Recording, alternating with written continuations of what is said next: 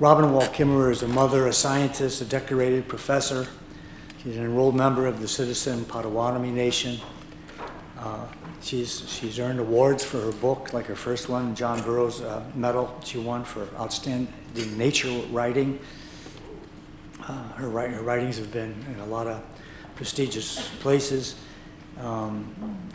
She lives in New York. She's a distinguished teaching professor of environmental biology, founder of the director of the Center of Native Peoples and the Environment, a botanist. But you know, this is an example of the kind of words that can touch people at every level, and it's just let's have her come up and share her own from her own lips.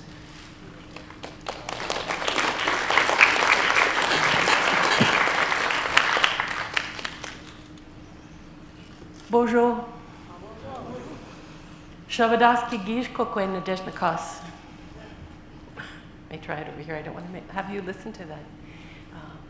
Shabadaski gish kokwe nadeshnakas. Bodwe wadmi kwenda. Megaze dodem. Syracuse, New York. Nadoch bia. Nin mami kwenda mampi yayan. Mikwech kinegego gamijan.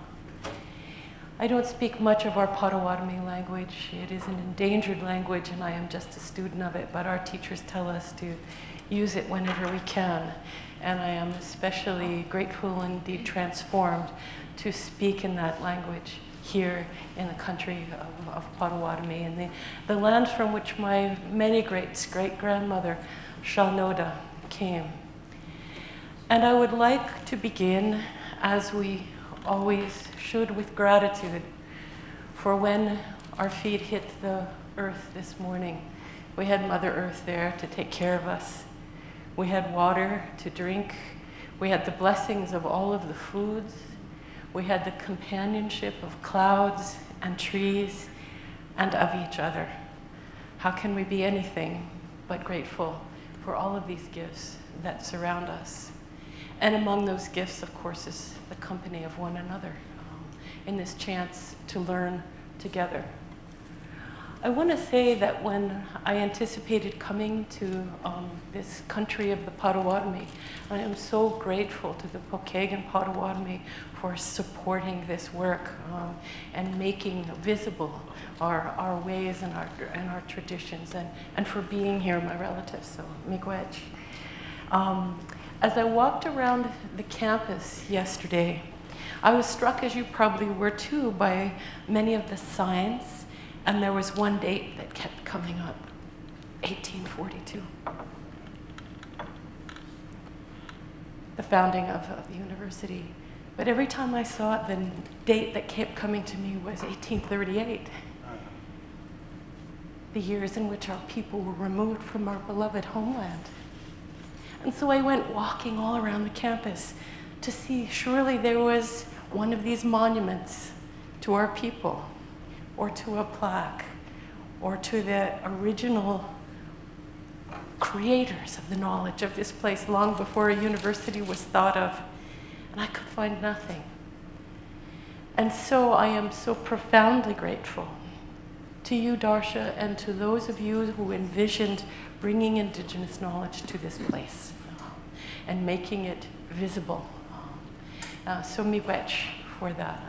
I'm very much appreciative, and hope that the seed that you have planted here will grow and grow. I also want to introduce and give all gratitude to my teacher, Wingashk, Sweetgrass. And just a few words about this beautiful plant and 4 arrows. Thank you so much for gifting me with this braid that passed through all of your hands. Do you know why we braid sweetgrass? It's a lot of teachings, I see a lot of heads saying, no, it is always braided. But why is that? Because in some of our creation stories, we understand that Wingashk was one of the first plants on Earth, that this is the hair of Mother Earth.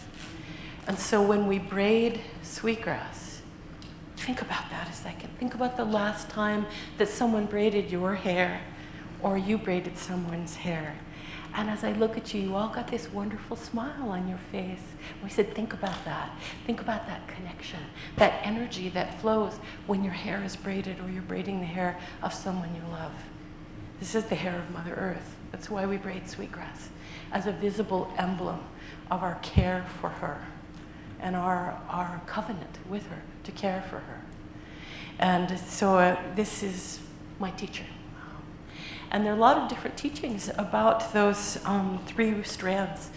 And in braiding sweetgrass, I think of them as a braid of stories, some made of scientific ways of knowing about the world, another strand of indigenous Bodwe Wadme ways of knowing about the world. But those are only 2 kinds of knowledges. And the 3rd strand is the knowledge of the plants themselves, because they are the knowledge holders as well, right? Others are both traditional and scientific knowledges are human knowledges. We also honor the knowledge that is held by those plants, and I hope to do that today. I want to start off with just a little bit of a story so appropriate for this day in September when the goldenrod and the asters are just blazing along the roadsides at the edges of the prairies. These are my favorite plants, and it was in September that I first went to college as a young Potawatomi woman who had a strong sense of Potawatomi identity, but totally without culture. You'll see why. I grew up without my people, without our culture.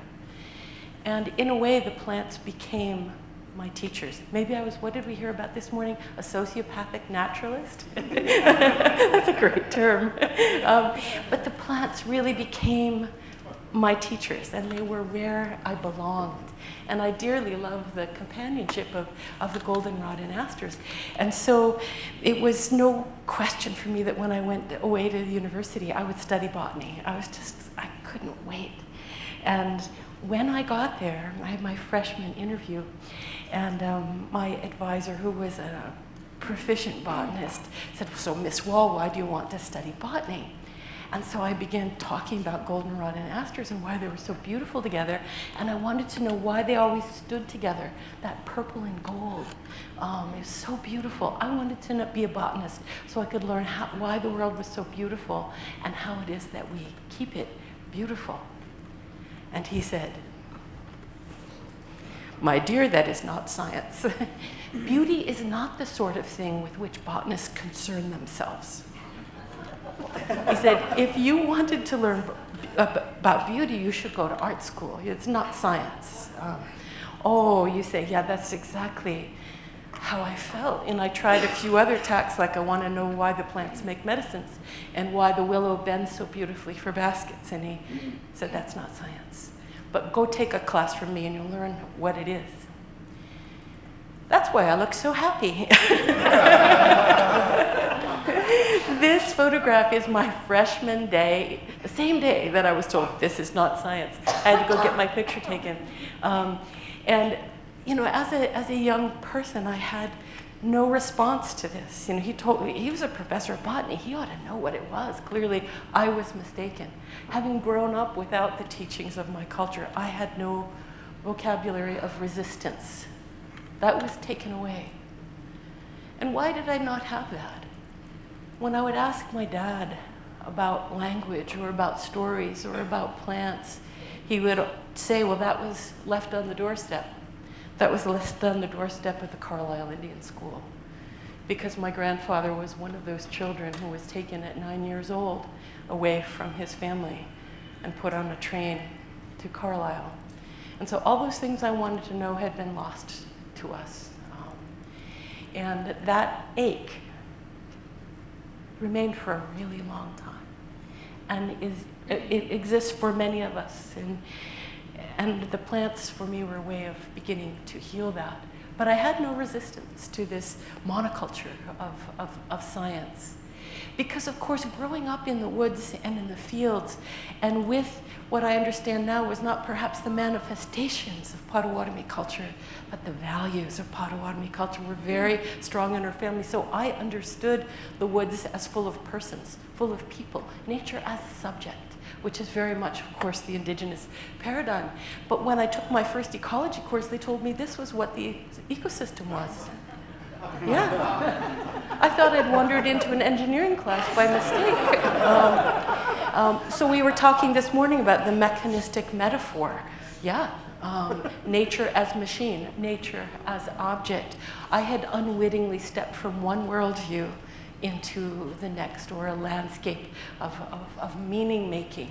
Because the way I understood land is that this is what land was. This is only part of what land is our home, our source of knowledge, that land was the library, not the source of knowledge, not the professor in the front of the room, but the land. The land is our healer, the place where we're connected to our ancestors, that which sustains us. It's our identity. It's our place where we enact our moral responsibility. To me, this was what land was all about. No. This is what land is all about in the paradigm into which I had walked. That land is a source of natural resources. That land is capital. That land is property that can be owned and transferred among individuals, right? And that land is also our sustainer. In the language of ecosystem services, the land provides what it is that we need to live, right? So completely different language, vocabulary, and conception of what land means and what the role of these beautiful plant relatives are in that land. It shouldn't surprise you that my first semester was very difficult. Like, where am I? What is this new way of thinking? But you know what? It was the goldenrod and asters that pulled me through, because I still wanted to know why the world was so beautiful. I wanted to know everything about plants. And if I had to learn it in that way, that was okay. I wanted to know how they lived and what they did. And so I survived, miigwech to those plants. So this notion of, is the world made up of stuff for us to exploit, or is the world made up of persons, of people, is, I think, the fundamental worldview difference that has us dangling on the precipice of climate destruction, climate chaos, that has us at the edge of the sixth extinction. Well, I shouldn't say at the edge, deep in to the age of the sixth extinction. It is this question of, what is the world? Our relatives or a machine? And this will form the focus of a lot of what I want to share today. So the science of botany that I was introduced to at the university was one that privileges knowledges of the mind, and certainly the measurement that can be taken by the body. If we can measure something, it exists, right? But if we can't measure it, it's a little bit suspect in the scientific way. And the new science that I think we need, really the old science that we can reclaim, is a science which certainly engages the gifts of mind and body, but also those of spirit and emotion.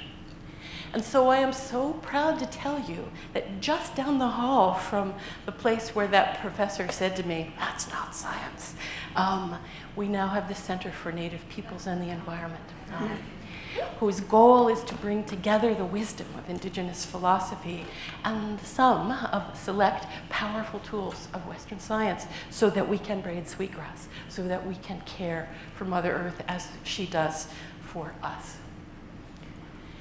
And when I think a lot about our students, both Native and non, we have to recognize that Native students, like myself, coming into the university, get two messages into our ears.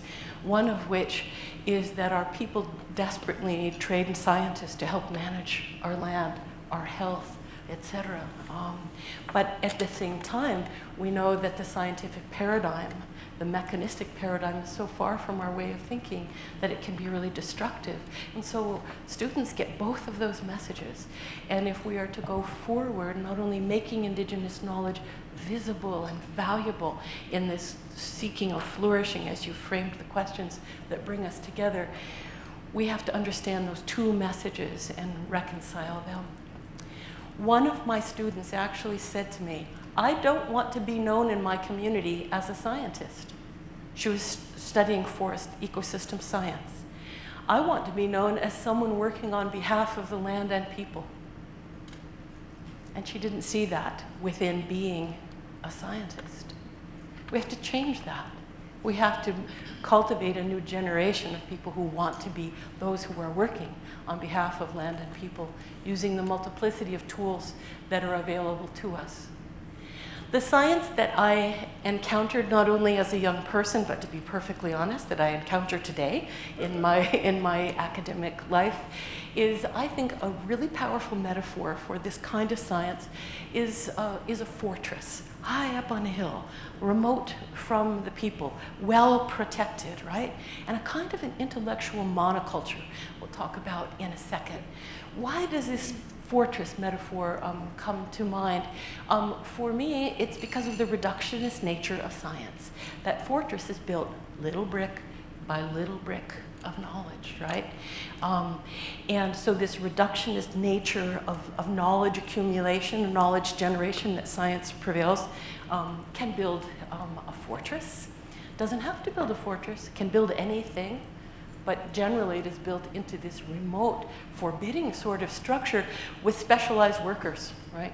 Who wear white coats, unless you're a field biologist like me, like John, like Greg, like many of us. We're flannel shirt scientists, not a white coat in sight, but specialized workers in this fortress.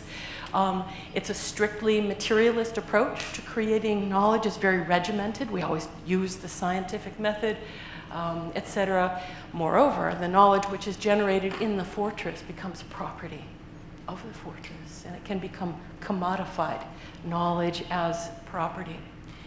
And very importantly, the fortress tends to express the findings of science in a language which excludes participation by others. How many of you just love reading a scientific paper? Right. Right. You know, I'm a plant ecologist. I don't love it. It excludes us, doesn't it? It's the language of exclusion. It just allows scientists to talk to each other and not to everybody else. And so therefore, when we think about this metaphor, simplistic as it is, we'll critique that in a second, of science as the fortress, it is thought of that as a bastion of power as well, that exerts influence over land and over people. Science has certainly been an agent of environmental destruction. It doesn't have to be. It can be quite the opposite, but it has been this. The boundaries, very carefully guarded, and importantly, this fortress is a source of intellectual imperialism, of saying that there is one way to understand the world. The real truth comes when we set emotion and spirit apart, right? And we only use that which we can measure. And this is a kind of intellectual imperialism which marginalizes other kinds of holistic, integrated knowledge, and in fact seeks actively to displace other forms of knowledge. And therefore, rendering Indigenous knowledge virtually invisible in the sciences. And of course, we know that long before 1842, Native people were doing science. You know, Indigenous science, as we heard from Greg, is very much alive and well, being regenerated. Agricultural science, pharmaceutical science, forest science, fisheries science, psychology. All of this is part of Indigenous science and often unrecognized. I do want to say, though, that this metaphor of the science as fortress is a powerful one, I think, but it's also limited because I'm really not talking about science. I'm talking about scientism. Scientism, the belief that there is really this one pathway to truth through the scientific method and scientific kinds of knowledge. Knowledge privileging is scientism. Science, inquiry, curiosity, trying to make pattern and meaning out of the world, we all do science, but there are a lot of ways to do it. And it's scientism where we couple the tools of science to the Western worldview that I think is most problematic. And it's really important, I think, to remember that those bricks of the fortress can be reassembled. They're like Lego blocks, you know? You can use them for ecological restoration. Not for ecological destruction. So it's scientism, the way we conceive of science, which I think is particularly dangerous. And we also know that scientism is a failed model. This fortress is crumbling because we realize in a time of climate chaos, in a time of the sixth extinction, that the problems that we face are questions of values. And science very explicitly excludes values, spirit, emotion, right? How can we solve the problems that we are faced with by excluding the very source of them? And so scholars everywhere are rethinking this great reliance, this intellectual monoculture.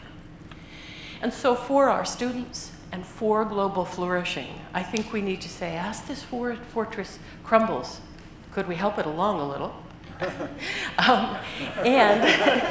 And how is it, what do we replace it with? How do we create right relationship between indigenous sciences and Western science? And I love this quote from Kenny Ausubel. This falls into the category of things I wish I'd written. We're going to need the enduring knowledge of indigenous science as well as the best of leading edge Western science. It's high tech meets high tech. So TEK, traditional ecological knowledge. So this right relationship, there are lots of fascinating educational models out there for how we might do this. And I've named some of these here. Are we bridging knowledge systems? Are we finding common ground? What is it that we're doing? There's lots of different ways to talk about this, models and metaphors. But the one I particularly want to highlight is that sometimes we hear this language of let's blend SEK, scientific ecological knowledge, and traditional ecological knowledge. And this is the one where I want to say no. Because what happens when we blend things? What happens when we put those strawberries and the yogurt in the blender? We have neither, right? We have neither. And what we really want to talk about is what is right relationship between these knowledge systems that don't compromise the sovereignty of each one of those kinds of knowledge. And so as I look within indigenous traditions, what are the models that we might draw on? What are the powerful metaphors for helping us think about right relationship between knowledges? And living in upstate New York, I live very near to Onondaga Nation, the center of the Haudenosaunee Confederacy. And so very reasonably, one of the most important models of sovereignty that we have from our Haudenosaunee relatives is the Gaswenta, or the two-row wampum, right? A document, a treaty document that I think many of you are familiar with. This wampum belt was the first written treaty between the Dutch and the Haudenosaunee. And it agrees that these newcomers, represented in one purple band, the newcomers in their ship, and the native people in their canoe, the other purple band, can share the river of life, the white beads. We can share this river of life. It's a model and it's a treaty of coexistence. You can be here, we'll share this. But notice that those bands are parallel. They don't intersect. This is a model that says the ship will not try to steer the canoe, and the canoe will not interfere with the ship. It's a model of coexistence and sharing, based on autonomy. And this model, of course, has been promulgated for nearly 500 years. Can it be also a model for knowledge sovereignty? Scientific knowledge and traditional knowledge, both being present, not one being invisible, as is usually the case in the university, but both of them being present and honored and serving the river of life can be a powerful metaphor. Two vessels sharing the river of life, okay? And there's the mighty Hudson where this was enacted. But my great concern, of course, is that we have not shared the river of life. And that ship, somebody is asleep at the wheel, right? Despite high-tech GPS, despite everything else, we know that river of life has not been cared for at all, and that this is what the river of life is coming to look like in many places. And so this model of autonomy and coexistence, for me anyway, is called into question, to say, should we, in fact, we see these two streams of knowledge, two ways of being coming together. Do we, in fact, have an ethical mandate to try to steer that ship before we all go over the falls? It is that question which propels me to think about new models. Beyond the two-row wampum, to models not of coexistence, but of symbiosis. And this model also comes from Indigenous thinking. And maybe, well, it is, of course, as a botanist, when I'm really scratching my head over something and really trying to figure things out, I go and sit with my teachers. And I go sit with the plants and say, what have you got to say about this?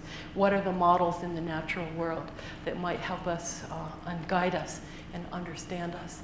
And this is one of the great powers of Indigenous knowledge and Indigenous science, is that we don't have to draw just on our own intelligence, but we're connected to all of the intelligences that are around us, as David so eloquently spoke of this morning.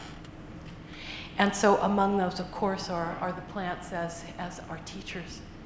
And this brings us to one of the philosophical tenets of Indigenous knowledge, which is the personhood of all beings, that the world is not made of stuff, that the world is not a machine, it's not a collection of objects, but a community of persons, and honoring the personhood of all beings, seeing what we might learn. And against the backdrop of that personhood of all beings, we also have to think about another kind of imperialism. And I wasn't going to talk about this, but there were some really good questions that were coming my way, and I thought I'd better add this in, like every one of us tweaking the presentation before it. Like, let's talk about this for a second. But just as we have knowledge imperialism in the monoculture of science, there is linguistic imperialism, right? As well, a powerful tool of colonialism. Let's call it something else. Let's call it natural resources. Let's not call the world gift. Let's call it natural resources, which changes the whole dialogue, right? One of the most important kinds of linguistic imperialism relates to this notion of the personhood of all beings. All of these beings for whom we are grateful for everything that they do for us. In English, what do we call them? We call them it. That butterfly, that mimikwet is a it, right? They're all it. And as a biologist, as a Native person, as a human being, respectful of all those others, that feels wrong to me. That we have to go through the world calling it, calling it it. It codifies this world as object, doesn't it? Because in English, we have no other way to speak of the living world, especially when we don't know their names, except for it. Now think about this for a second, if this idea is foreign to you. What if your grandma was here and she was making hot cocoa for you? Your beloved grandma. And your friend came in and said, oh, look, it's got its apron on. Right, you laugh, but that's kind of it's an uncomfortable laugh, isn't it? You don't do that. What did we just do to our beloved grandmother who's making us cocoa? We stole her personhood, right? We reduced her to nothing more than the spoon that she's stirring with. We stole her personhood. We disrespected her. And yet that is what we do to Grandmother Earth every day in English, because we have to say it. The arrogance of the English language that enables us to speak of one another with respectful grammar, but not of anyone else, is powerful, and I think is a kind of permission that we give ourselves for exploitation. It's a lot easier to cut down that tree if we say, I'm going to go cut it down, as opposed to, I'm going to go cut her down.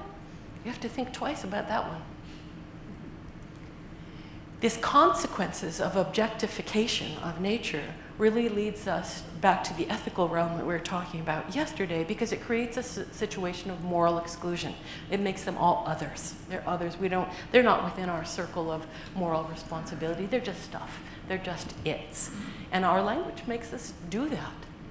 But in the Potawatomi language, it's not possible to it the animate world. This is one of the things that has been a huge challenge for me in learning the grammar, but a huge gift to me in filling my heart with this notion that in our language we speak of the butterfly and the goldenrod and the aster as if they are our relatives, because they are our relatives. Because the whole world is alive, animate, and our language reflects that. Linguistic imperialism, replacing this whole web of respectful relationship with it. And so I have a modest proposal for you to consider. What if we could transform English so that we can speak with the heart of animacy? What if we could find a way to not it the world? Wouldn't that feel better? Wouldn't that change everything? So I thought and thought, talked with my language teachers and relatives and friends about this. And it is a proposal, an experiment. See what you think. Beautiful word shared by Stuart King with me. I said, what is the word that means a being, an animate being of the earth? And that word is a bemadizi aki, an earth being. Such a beautiful word. And then I thought, well, can we slip that in next to he, she, and it? I don't think so. In English, barely tolerate foreign words at all. Bemadizi aki might not work. But what if we were inspired by aki, the earth, and took this sound, ki? Could that slide in next to he, she, and it, and ki? So that when we go to the maples, we don't say, I'm going to go drill a hole in it. We respectfully go to that person and ask ki for permission to harvest the sap. Could we have another word so that every time we talk about these beings, we recognize their personhood? We need a plural as well. And here we are inspired by Indigenous languages, but have a word in English that we can use. And that word is kin. So that when the geese fly south, as they are just starting to do, we can say, our kin are heading south. Have a safe trip. Come back soon. So that every time we speak of and to the living world, we reaffirm the animacy of the living world and our fundamental kinship. I didn't really think that conservation biology would be underpinned by grammar, which I was always very bad at. But it may underpin the way that we think, the way that we speak. A proposal. And so as we think again about trying to bring Indigenous knowledge, philosophies, and values to the fore for global flourishing, we turn to our teachers. I turn to my teachers, the plants, holders of so much knowledge. Plants are viewed as our teachers because they are so ancient, because they can take that which is non-living and turn it into food. Okay? And they unite the earth and the sky, amazing beings. And so the metaphor that I want to close with is this notion of, if we want to have a different relationship between Indigenous and scientific knowledges, might we be informed by the plants, in particular by the corn, beans, and squash, of the amazing innovation of Indigenous science, the corn, beans, and squash, three sisters, polyculture. Let's look at this. I'm guessing that many of you are familiar with this way of growing food where these three sisters, these three family members grow together, and biologically speaking, we know that the corn supports the beans, increases light availability so that those beans can flourish. They don't do nearly as well if they don't have the corn there, right? But we know that those beans are nitrogen fixing, and so they are fertilizing the soil, not only for themselves, but for the corn as well. And they position their leaves not in competition with the corn, but in balance with the corn. They put their leaves right where the corn leaves aren't. They share the light.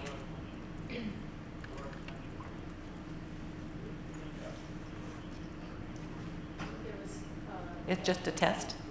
Okay. Oh, good. That's weird. It's like this disembodied voice here. This is only a test. But there will not be a test, don't worry. And then, of course, we have the third sister, the squash, on the ground, right? And the squash is inhibiting the weeds, it's keeping the soil cool and moist. And those prickly leaves, caterpillars don't like them, so they reduce the pest load in the Three Sisters garden as well. You know this, biologically, ecologically, works together brilliantly. Could we let these three sisters teach us about knowledge symbiosis as well? From this all are fed, we all know, of course, that by eating all three of these foods together, it's a complete diet, no? That's all you need, is the gifts of these three sisters. And why the garden metaphor? First of all, because both traditional knowledge and scientific knowledge are ultimately rooted in the earth. It is not just a matter of learning about the earth, it is learning from the earth. Both in science and in indigenous ways of knowing, we are trying to understand the earth's knowledge. The garden, too, rooted in the earth.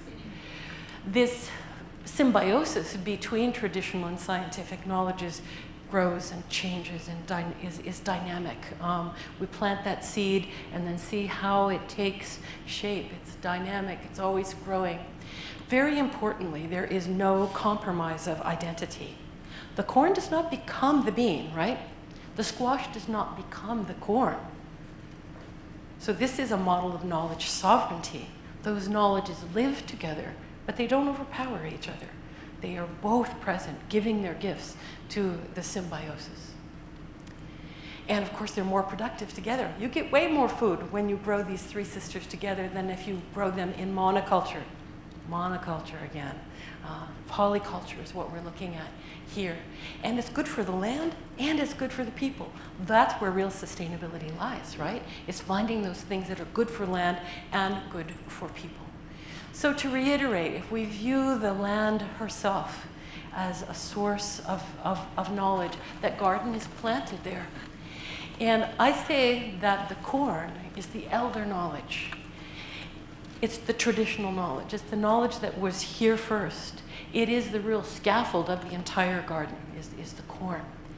And I say this very importantly because oftentimes in academic settings, if people are going to integrate indigenous ways of thinking at all, which usually they don't, but when they do, it's at the edges.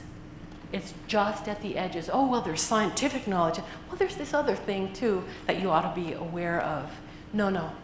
In this garden, we're seeing that the intellectual scaffold of the knowledge symbiosis is traditional knowledge. It is the oldest, most productive, most whole of these knowledges. So let's not fit it in around the edges. Let's use it as the center. And so we plant that corn and nurture it. And then the bean. To me, the bean is equivalent to the scientific knowledge. Why do I think about that? You know, as a scientist, I think about the wonderful wandering curiosity of science, of always looking and searching out the way pole beans do. But those pole beans, any of you ever made the mistake of planting pole beans by mistake when you thought you had bush beans? At least I have. And you know what a mess that is? When the pole beans have nothing to crawl on. They're not productive, they take over everything, no one is productive. Yeah, this is like science. It can go astray and take over everything. But when that bean is guided by the corn, then you have productivity, no? And so what if this intellectual center, the corn, our elder knowledge of traditional knowledge, could be the guide for the placement of the exploration of that very powerful, fertile tools of Western science, if we could put those together. And look, I love this photograph because the bean is so tender with the corn. They love each other. They love each other as these sisters. So could we imagine a new kind of knowledge, old kind of knowledge generation guided, where science is guided by indigenous principles? What might those principles be? We could talk about this for weeks together, but do the principles of this new science recognize the land as teacher? Does it acknowledge community knowledge holders? Does it promote intergenerational equity? this is good science when we have these things happening. Does it show respect for human and non-human persons? Does it support sovereignty of knowledge and culture? To me, these are the leaves of the corn plant, the intellectual scaffolding around which the scientific being could wander or could be guided. Is it grounded in humility? Does it promote sharing rather than commodification of knowledge? Is it a kind of science that supports reciprocity and promotes responsibility for knowledge? Oftentimes within scientific knowledge in the academy, that knowledge is knowledge for knowledge's sake, not knowledge guided by responsibility for that knowledge. And so the corn gives responsibility to that being. And I really think that what we need is a new NSF, the National Science Foundation, to whom I write many a grant proposal. I would rather write them to the Native Science Foundation with those as my criteria for what constitutes productive sustainability research. And then that leaves us with the squash.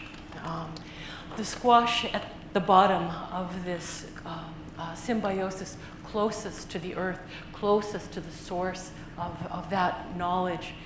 And what we know that biologically that the squash does is to create a microclimate, to create a space in which the beans and the corn can work together, right? So we know biologically that's what's going on. So what is the equivalent in our thinking here for sustainability? And that is, I think, that this squash, by creating the microclimate where beans and corn can grow together, is creating a place between worldviews where they are respected, where the spiritual knowledge of the land is also present. And it's, as Willie Ermine, a wonderful scholar, he calls this the ethical space of engagement. I.e. a place where we can think together and bring these ways of knowing together respectfully, governed by ethics and values, not only for human well-being, but for the flourishing of the entire world. The source of knowledge, traditional knowledge, guiding scientific knowledge, and cultivated by the squash to create a place where these knowledges can work together. It's important to remember in this Three Sisters garden that in fact it is a Four Sisters garden, right? The one who made the mound, the one who saved the seeds. Yes. Of the University of Notre Dame emergency notification system. This is only a test. It could be more. I was just going to say that we have an emergency here that needs healing.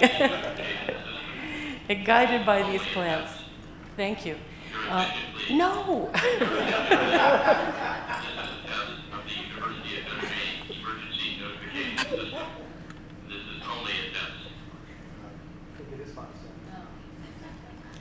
Little linguistic imperialism there, big brother. So anyway, as I was saying, there is the fourth sister, right? The one who plants the seed, who makes the mound, who makes the match between the corn, who does all of this creative work in partnership with those plants. And of course, our role as the four sisters, the fourth sister, that is our role as teachers, as knowledge holders, as caring for this garden, because the corn, the beans, and the squash all need different things to grow. We need to recognize that. We can bring them together and create a respectful way between them, rather than an intellectual monoculture which is destructive of the things that we love. It's time, I think, that as educators, as activists, as teachers, as community members, that we reject this notion of intellectual dominance by science alone and bring these ethical responsibilities back to science through the agency of symbiosis with traditional knowledge and values. And how we nurture those seeds matters greatly. And I will close by saying that we have to have different garden tools. When we are tending the garden of TEK, we need different tools. What does it mean to tend traditional knowledge in a knowledge symbiosis when we're teaching this and sharing this?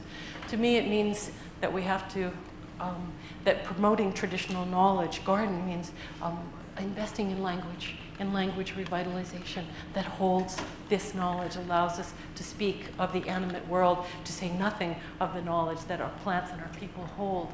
Foster respect for sovereignty, protection of the landscapes in which people and plants and animals and rivers and mountains all coexist. We have to take care of that land as it being our library, right?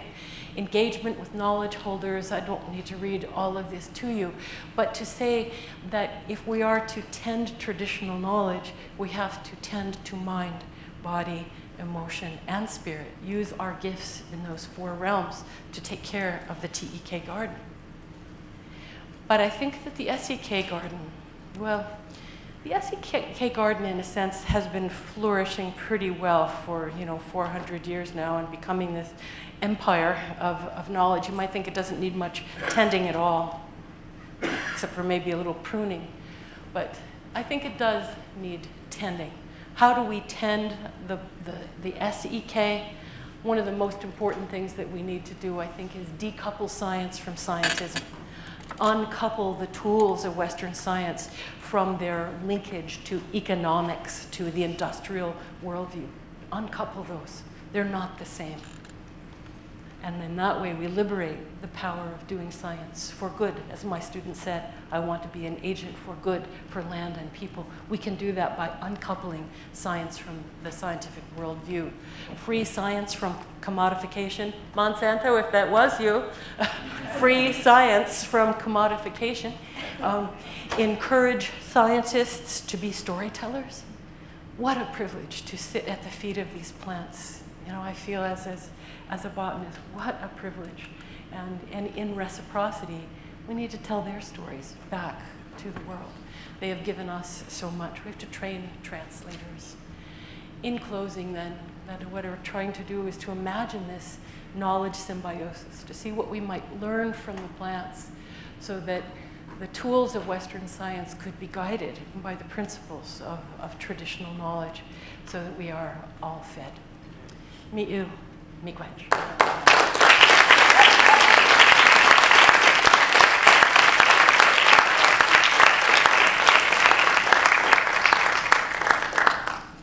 Do we have time for questions, or shall we move on? Oh, I'm happy to. That's fine. I can probably see better. Yes?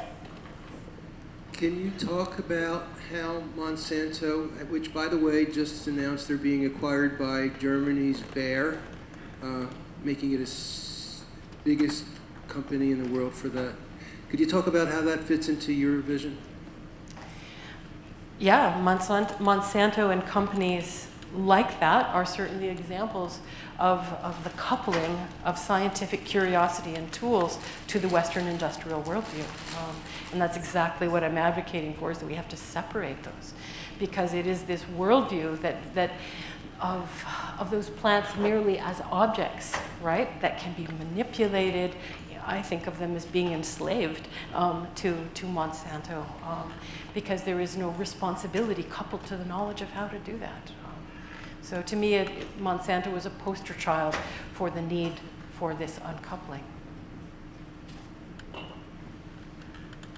Other questions or thoughts? Yes. I was wondering, I have 2 small kids in elementary school. I know that all over the country, the school gardens are implemented in the school system. But from what I know, it seems like they see school gardens to be a good thing because it teaches nutrition, it teaches, you can learn math and science through it, but it seems like it still falls short in terms of, as you are saying, the pronoun, looking at the garden as the living thing, as the other people. And I was wondering how this can be incorporated into public school system. I think first, in order to move toward this goal of embrace of the personhood of all beings, we first have to have contact and relationship with all beings, right? And so the practice of school gardening is a wonderful idea for children who otherwise have no relationship. But if it is strictly a material relationship, then as you say, they're missing a big piece of this. So much of science education, and probably other sorts of education more broadly speaking, is learning about other beings. I think the transformation we need to make is to learn from those other beings. And a garden is a wonderful place to do that. So that requires the worldview shift on the part of the teacher. Well, I was going to say to show children that, but you know, children know that already. Our kids come to us and they speak of the trees as he and she, right? They speak of the trees as animate beings, and then we tell them not to. We correct their grammar, right? And kids already know this, the personhood of other beings. And this notion of personhood may on the surface seem like a really tiny thing, but when you think about it, in this country, where is personhood invested? In you and I as individuals, and where else? In corporations. We vest personhood in corporations, but not in corn, beans, or squash, or redwoods, or salamanders, or strawberries. And what are the manifestations of personhood, more widely speaking? We heard from Winona last night when she was mentioning the United Nations Declaration on the Rights of Mother Nature. The personhood rights. Our Maori relatives who declared the sacred Wanganui River a person. This is not small stuff. This is not just grammar. This is transforming the way we think about the world. And so beginning with young people to, I won't say again, to encourage them, to not discourage them from understanding the animacy of the world, but in fact embracing it. Yes? So I love what you're suggesting here, these new metaphors, and this, model you're opening, proposing for knowledge symbiosis. The three sisters, you had spoken of three modes of knowledge. First, you spoke of the scientific, or the Western scientific mode of knowledge, traditional ecological knowledge. And then you said the knowledge held by the plants themselves, by beings themselves. So I was expecting that would be, in a sense, one of the sisters. Otherwise, if we think of that as just what is held by traditional ecological knowledge, and then the traditional or conventional scientific or Western science stance, then are we saying there still is a place for that detached, alienated gaze of a spectator looking at the plant as a pure spectacle or object? I don't think you're suggesting that.